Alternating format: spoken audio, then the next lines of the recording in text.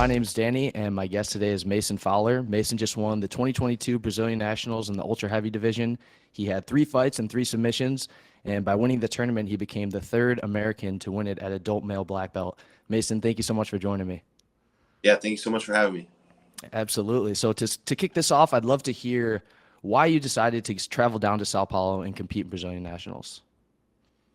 Yeah, Brazilian Nationals was one of the only tournaments that I had never competed in. At all the lower belts, I had competed at Euros, Pans, Worlds, all the majors, Nogi Worlds.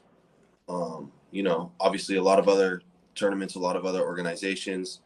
I've competed in pretty much every major tournament that there is out there, but I had never competed in the Brazilian Nationals. And I think not last year, because of COVID, the last Brasileiros that they were supposed to have, I think it might have been 2019, maybe? Is that the last Brasileiros? 2021 was the last one.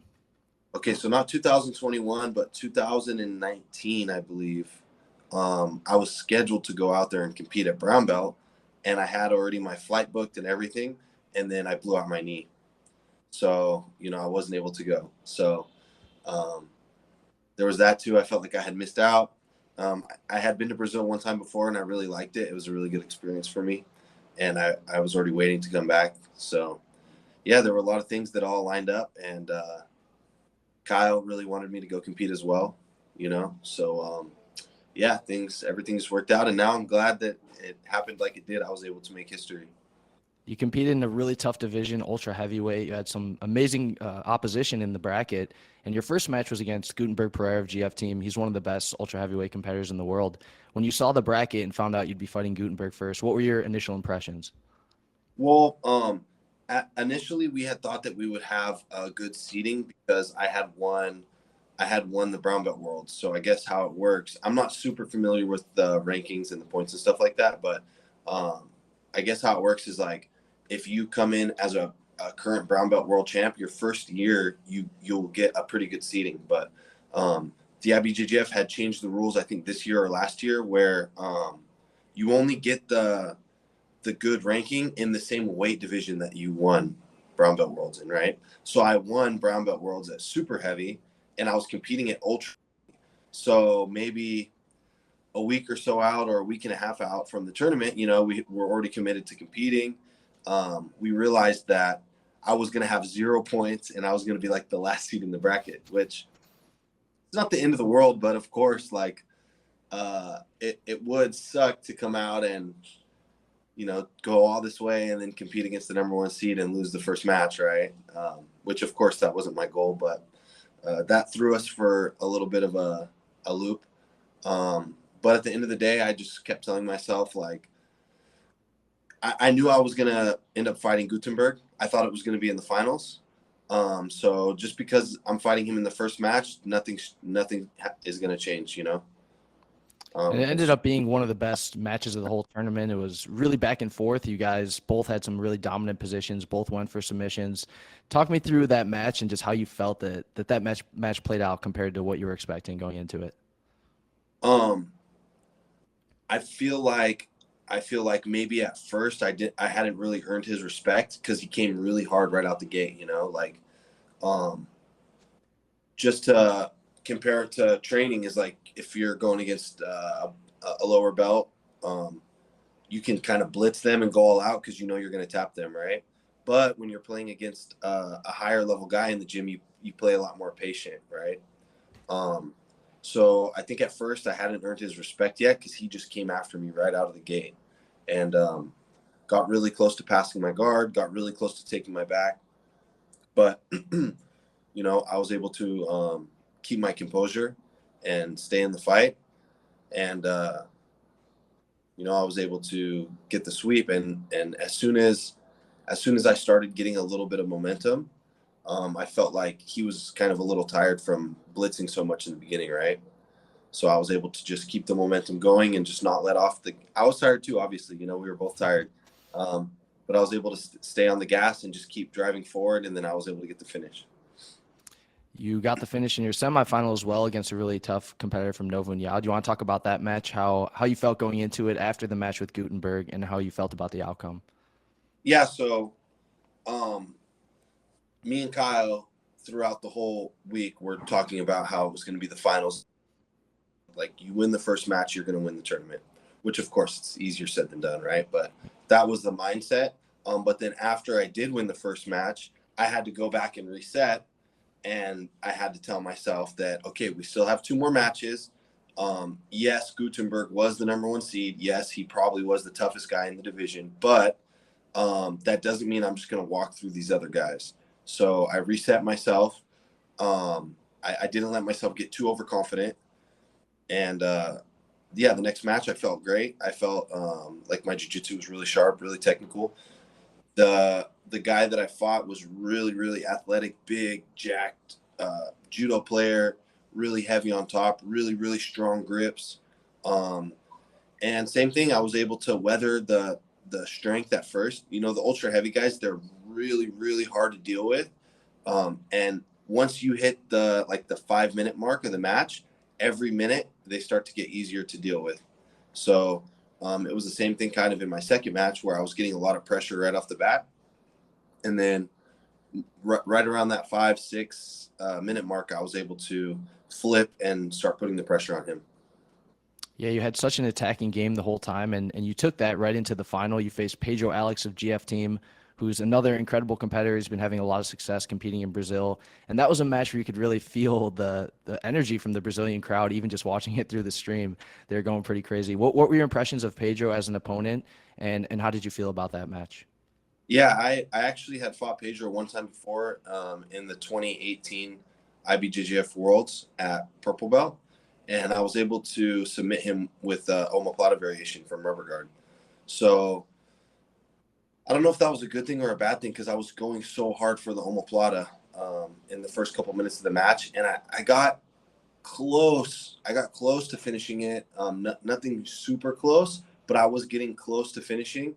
But he was already kind of wary of it by that point, right? So he was able to defend. Man, yeah, the energy from the crowd was crazy. Um, we both were like completely fatigued because we were fighting the whole time. Every time I thought he was gassed and he had nothing left, and I would go to attack him and he would explode again. So, yeah, it was really hard to put him away. And that's why you saw the finish at the end. Even he was getting some criticism because as soon as I choked him, he kind of tapped right away. But it was just because we were both so fatigued. We both left it all out there to the point where neither one of us really had anything left in the tank. Yeah, you mentioned some of those omoplatas you were going for. You went for those at Brazilian Nationals, but you ended up finishing all your matches via choke from the back. Is that something that you do a lot in training? Are you usually trying to take the back and get to a choke from there? Yeah, I think that's one of my best positions.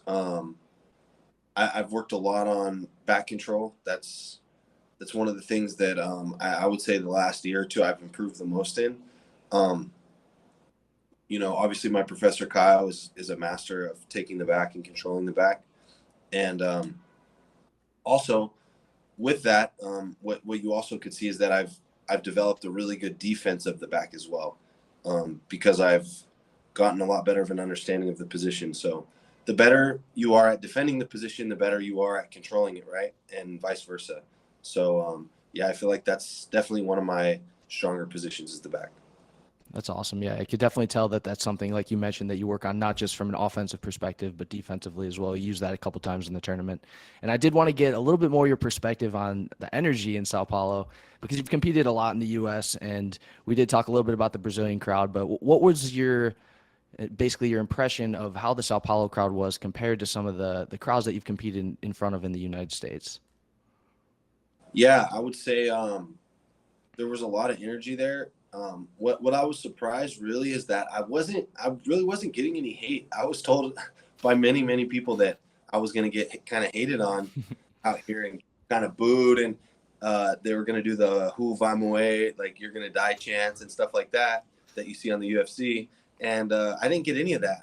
I all the people that I met in the crowd, all the guys that I fought, everyone was super respectful. So yeah, I didn't get any of the hate. It was super high energy. That the finals match was definitely one of the top experiences I've had in my life. I think it was right up there. I mean, probably top 3 experiences I've ever had. It was completely insane. Yeah, it was great. The whole thing was great. Every part of it. Yeah, it was incredible to watch. And I mentioned in the intro of this podcast that you were the 3rd adult American male at black belt to ever win the tournament. Rafael Lovato Jr. won it twice, once in 2007, once in 2013, and Isaac Doderlein won it in 2019. But what does that achievement mean to you? Because that's obviously only the 3rd one to ever do it in the history of the event, and it's a very tough environment being in Brazil and making that big trip and dealing with all the travel. So what does that accomplishment mean to you? Yeah, I think this is something that I'm going to be able to like tell my grandkids one day. You know, this is something that is going to stick with me until the day I die. Really, really great experience. I kind of forget like how amazing it is, and then it hits me all over again. You know, so I'm just trying to. Right now, I'm just relaxing. I'm here in Rio. I'm taking a couple days off to relax. I've been working really hard this whole year since January. Yeah, it means a lot. It means a lot. It's right up there. I would say it's right up there with a Pan title. It's probably just one step below a world title. It's right there. You know. You mentioned the Worlds. You did win the Worlds in 2021 in December at Brown Belt. And I think after that performance, a lot of people would love to see you compete at Ultra Heavy or whatever division you decided at Black Belt this year. Do you have any plans to compete at the 2022 Worlds? Yeah, I'm really on the fence about it, to be honest. I know it's the most prestigious gi tournament on the planet, and it's a great opportunity, and I'm coming off a lot of momentum. So now might be my best opportunity to win it, right? So I gotta. It's a tough decision. I got a lot to think about. Well, Mason, I want to congratulate you again on the win in Sao Paulo. That was such an amazing performance. 3 fights, 3 submissions, and just want to thank you for all the entertaining matches you've put on over the years and your commitment to jiu-jitsu. So thank you very much. Absolutely. Thank you so much, Danny, for the interview. Yeah, take care. Thanks, everyone.